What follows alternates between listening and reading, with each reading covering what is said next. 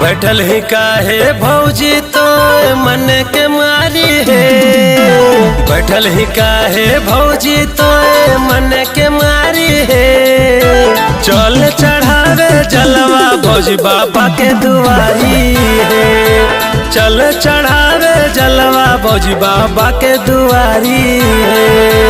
चल न भौजी।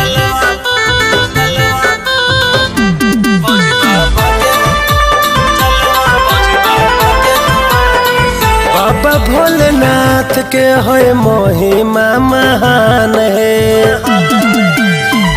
जानत हवे भौजी दुनिया जहान है।